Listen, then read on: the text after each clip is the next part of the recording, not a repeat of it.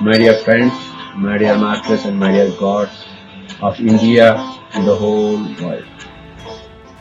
सही लोग उनको मिलेंगे, उनका सुनेंगे तो हम भी सही बन जाएंगे।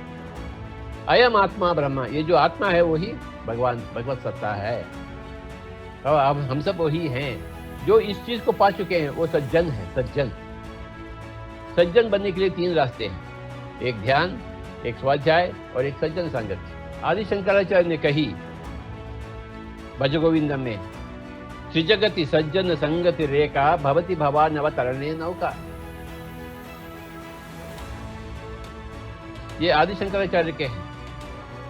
यानी तीन ही लोकों में, मूलाधार लोक, स्वादिष्ठान लोक और मणिपूरक लोक, तो 3 चक्र हैं, एक लोक है।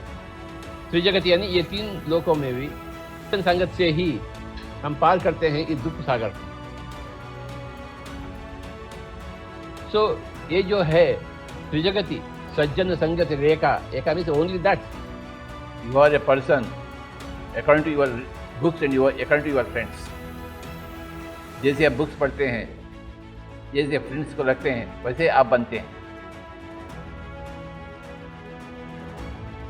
आप अपने आप को बनाते हैं बुक्स के द्वारा और दोस्तों के द्वारा। And you choose your books and you choose your friends and accordingly you become whatever you are. You choose unenlightened books and unenlightened friends, you become unenlightened. But you choose enlightened books and enlightened friends, you become enlightened. We are all gods. ये वेद की परिभाषा है, ये भारतवर्ष, ये वेद भूमि है और वेदों की परिभाषा है, घोषणा है कि हम सब भगवान हैं। हम भगवान हैं, बाजूगर में भगवान है, वो कुत्ता भगवान है, वो बिल्ली भगवान है, वो कीड़ा मकोड़ा सब कुछ भगवान है। किसी को भी मारने का हक हमें नहीं है। हाँ, खाने के लिए तो पेड़ से फल तोड़कर खा सकते हैं, पेड़ को मार नहीं सकते हैं, क्योंकि पेड़ और फल देगा। पेड़ को खत्म करने का कोई हक नहीं है। तो जानवर को काट कर खाने का हल बिल्कुल नहीं है। जानवर को मार कर खाएंगे, ये मानवता नहीं है, ये जंगली जानवर की पहचान है। अगर एक शेर बकरी को काटी तो ठीक है, वो उसका प्रकृति का स्थिति है, परंतु एक मानव होकर बकरी को काटे तो बिल्कुल ठीक नहीं। काल करे सो आज कर, आज करे सो अब पद में प्रलय होगा, बहुरी करोगे कब। अरे बुढ़ापे में जब दुखी हैं तो तब उस वक्त ध्यान में आते हैं, जब सुखी हैं जब क्यों नहीं आते हैं। दुख में सुमिरन सब करे, सुख में करे न कोय, सुख में सुमिरन करे दुख काहे को होय। हम सब ये सब बचपन से सुनते आ रहे हैं, परंतु हम समझे नहीं इन बातों को। कबीर जी को हम कभी भी समझे ही नहीं, क्योंकि ध्यान का रास्ता हमें मालूम ही नहीं था। मुझे भी नहीं मालूम था, मेरे माता पिता को मालूम नहीं था। इन्हें पा लिया, मेरे बच्चे स्वयं पा लिए बचपन से ही। दुख में सुमिरन सब करे, जब कैंसर होता है, कोरोना होता है, स्वामी जी हम क्या करें। अरे पहले से ध्यान में क्यों नहीं आए। कैंसर क्यों आता था, कोरोना क्यों आता था आपके पास। जब कैंसर हो जाता है, कोरोना हो जाता है, तो रोते हुए आते हैं, स्वामी जी हम क्या करें। दुख में सुमिरन सब करे, सुख में करे न कोय। सुख में सुमिरन करे दुख काहे को होए। ये सुमिरन किस भी चीज की सुमिरन कि मैं शरीर नहीं, मैं आत्मा हूं, मैं भगवान हूं, इसी बात की सुमिरन। मौत तो है ही नहीं, प्रमोशन है।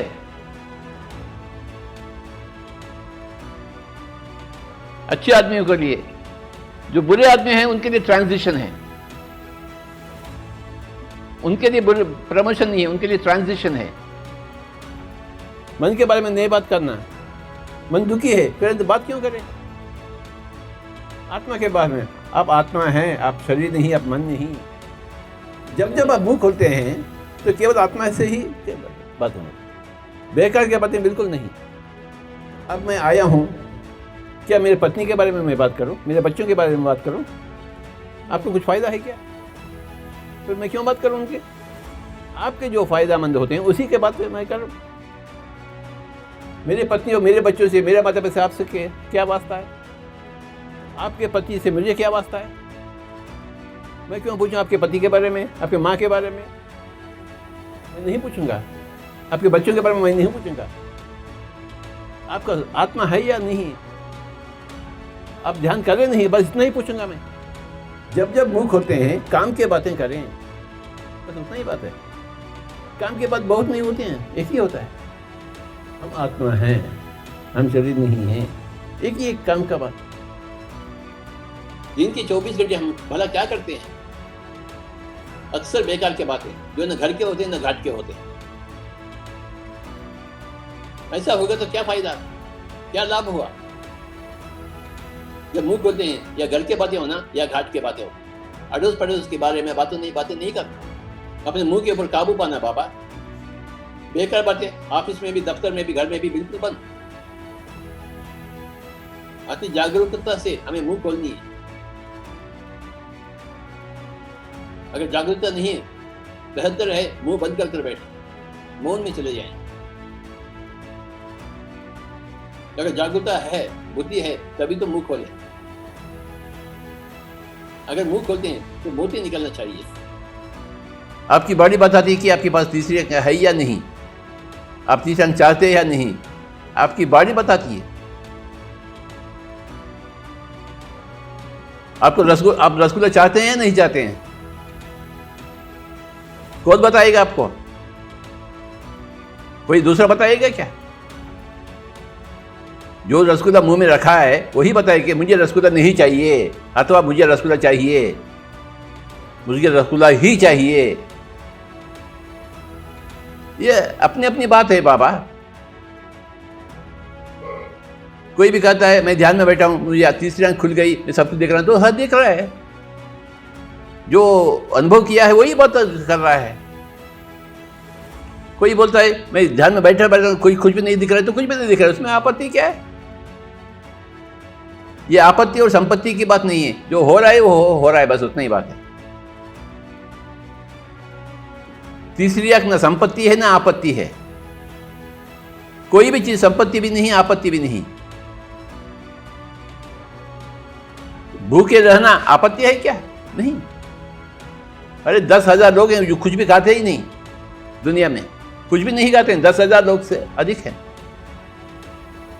तो कुछ भी नहीं खाते हैं। उनको आदत पड़ गई कुछ भी नहीं खाने का, मर्जी उनकी। ये तीसरी आंख ना संपत्ति है ना आपत्ति है। कोई भी चीज संपत्ति भी नहीं, आपत्ति भी नहीं। बस एक ही एक बात है, मांस नहीं खाना, बस उतना ही, वही आपत्ति है। भगवद गीता में एक श्लोक है, अपि चेदसि पापेभ्यः सर्वेभ्यः पापकृतमः सर्वं ज्ञानप्लवेनैव रुजिनं संतरिष्यसि। ये श्लोक है। इसका मतलब है अगर आप इतना पापी हैं, दुनिया में सबसे पापी जो है उससे भी ज़्यादा पापी हैं, फिर भी अगर आपके पास आत्मज्ञान की एक झलक आपके पास मिलता है तो सारा कर्म दग्ध हो जाता है। ये भगवद गीता में है।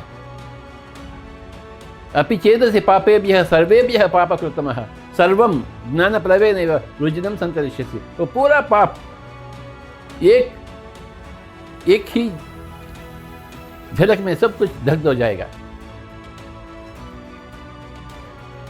तो उसका मतलब क्या है?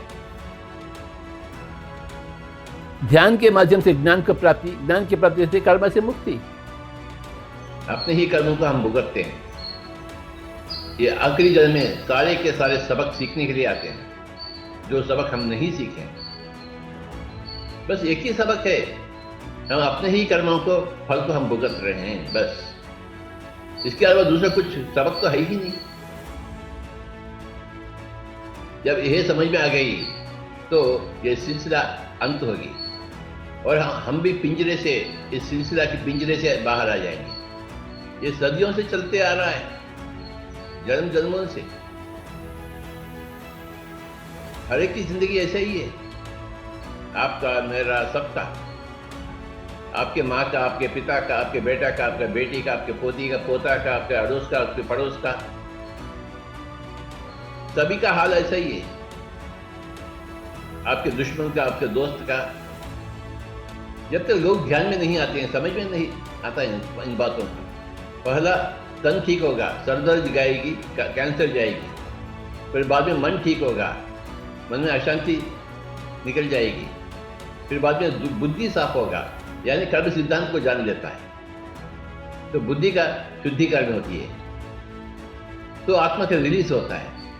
ध्यान का पहला लाभ है तन की शुद्धिकरण, दूसरी लाभ है मन की अशांति दूर हो जाती है। फिर आखिरी में होता है बुद्धि का। जब बुद्धि का शुद्धिकरण हो गई, आत्मा वो अशुद्धि वाला बुद्धि का पिंजरे से बाहर आ गई। ये अशुद्ध बुद्धि में कि पिंजरे में आत्मा बंधा हुआ है। जो जमीन चाहिए तो सुमिरन में ही रहिए आप, परंतु अगर आपको आसमान चाहिए, आकाश चाहिए, तो ब्रह्मांड चाहिए, तो चलिए ध्यान के, और मर्जी आपकी, जैसी आपकी इच्छा है वैसा। धरती भी आपको पुकारती है, आसमान भी आपको पुकारती है। धरती भी चाहती है, आसमान भी चाहती है आपको। आपका चॉइस क्या है? तो चलिए उड़िए आनापानसति के साथ। आपके पंख तो है ना, उड़ेंगे क्यों नहीं आप? सांस जो है, आनापानसति जो है, पंख जो है, तो उड़ते क्यों नहीं आप? आसमान को छूते क्यों नहीं आप? मर्जी आपकी बाबा, सुमिरन करो, धरती पे रहो, अथवा आनापानसति करो, पंखे पाओ और उड़ जाओ आसमान में। धरती भी पावन है, आसमान भी पावन है बाबा, दोनों भी ठीक है, मर्जी आपकी। दिन के 24 घंटे हैं, सभी के लिए बराबर, न किसी को ज्यादा है न किसी को कम है। परंतु जो लोग दिन के 24 घंटे को उपयोग में लाते हैं वे आगे बढ़ जाते हैं। जो निरर्थक समय गंवाते हैं जो पीछे रह जाते हैं। क्षमता हर एक के पास है और समय भी हर एक के पास एक ही है। ये जो बुद्धि है सभी के पास है, परंतु उपयोग में नहीं लाते हैं, समय का सही उपयोग नहीं लाते हैं, तो जिंदगी व्यर्थ चले जाती है। दिन के 24 घंटे में 24 घंटे भी हमें उपयोग में लाना है, हर एक पल। Every second you must learn, every second you must utilize। मैं एक पल भी छोड़ता हूं नहीं, एक पल भी छोड़ता हूं नहीं। हमेशा सीखने के लिए मैं आतुर हूं, हमेशा सुनने के लिए मैं आतुर हूं, हमेशा पढ़ने के लिए मैं आतुर हूं। पल भर भी मैं समय को नहीं गंवाता हूं, पल भर भी। और कोई भी दूसरा व्यक्ति समय व्यर्थ करने मैं देखता हूं तो उसके ऊपर गुस्सा आ जाता है। इडियट कहीं का, क्या कर रहे तू? समय को व्यर्थ गंवा रहे। 1 रुपए है, अमीर आदमी है, 1 रुपए है, क्या गटर में डालेगा? कोई भी इंसान हो 1 रुपए गटर में डालेगा क्या? तो फिर 1 मिनट क्यों गटर में डाल रहे हैं आप?